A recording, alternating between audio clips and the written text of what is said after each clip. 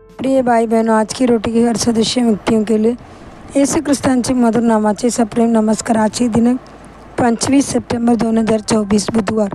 स्वर्गीय काल। या गोष्टीनंतर मी पाहिले आणि एक दार उघडले आहे आणि जो मी ऐकला तो आवाज ऐकू येत होता, तो म्हणाला, येथे ये आणि यानंतर मी तुला ज्या गोष्टी दाखवीन त्या गोष्टी मी दाखवीन। प्रकटीकरण अध्याय 4 पहिला वचन। स्वर्गीय ते वरेते स्वर्गाचे चिरंतन राज्य आहे, जिथे आपला स्वर्गीय पिता कुठे आहे।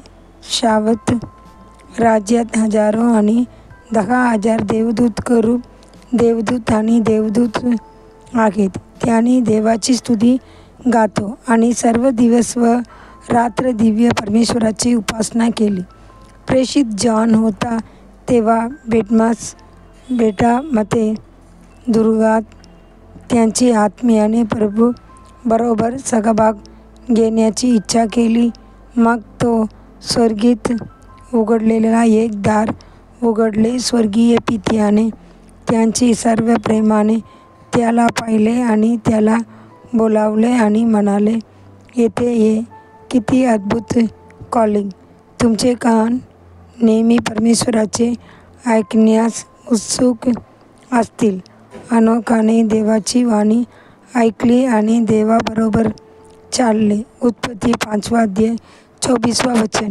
नोवा ऐकलेले देवाची आवाज आणि त्यांची कुटुंबाचे संरक्षण करण्यासाठी एक नोआचे जहाज बांधले। उत्पत्ती 6 अध्याय 14 वचन। मोसे देखील देव त्यांच्याशी समोरासमोर बोलण्याचे अनुभव होता। निर्गम 33 अध्याय 11 वचन। प्रभू आपल्याला कॉल करीत राहते आणि म्हणतो, येथे ये म्हणून। आपण कुठे आहात त्या ठिकाणी राहू नका। आपण आपल्या आत्मिक जीवनात आणि आपल्या प्रार्थनेत सतत प्रगती करावी। देव तुम्हाला कॉल करत राहतो। जाऊ विमानापर्यंत आपण जा, आपल्या देवाची प्रेमात जा, आपल्या अभिषेकामध्ये आणि जा आपल्या पवित्रतेत। शास्त्र वचनामध्ये रेकॉर्ड केलेल्या बऱ्याच शब्दास चढत्या अनुभव आहेत। एक अग्नीची गोळा या सगळं आग लागली आणि संदेष्टा एलिया स्वर्गात एक बाटली घेऊन गेला। प्रभू येशू उचलला गेला आणि एक मेघ त्यांच्या शिष्यासमोर त्याला बाहेर आला। प्रेषितांची कृत्ये 1 अध्याय 9 वचन। जिजस स्वर्गात गेला आणि उजवीकडे बसला। वडील देव त्याने योहानाला हे पाठविले। पवित्र आत्मा आणि तो आत्म्यात होता आणि मग परमेश्वर स्वर्गाची दरवाजातून त्याला बाहेर नेले गेले। शास्त्र म्हणतो, या गोष्टी नंतर मी पाहिले आणि आकाशात एक दार उघडले आणि मी जो ऐकला तो आवाज ऐकू आला।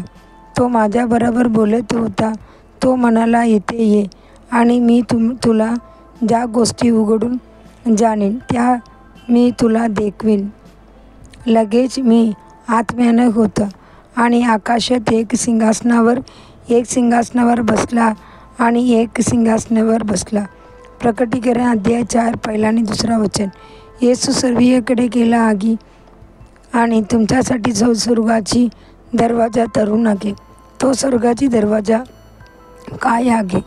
प्रभू येशू म्हणतो, मी दार आहे। जर कोणी माझ्याद्वारे प्रवेश करतो तर तो वाचला जाईल आणि आत जाईल आणि चारा शोधेल। जॉन 10 अध्याय 9 वचन। देवाची मुलांनो, जेव्हा तुम्ही दारातून प्रवेश करता तेव्हा प्रभू येशूद्वारे तुम्ही सहजपणे स्वर्गात प्रवेश करू शकता। पुढील ध्यानासाठी वचन।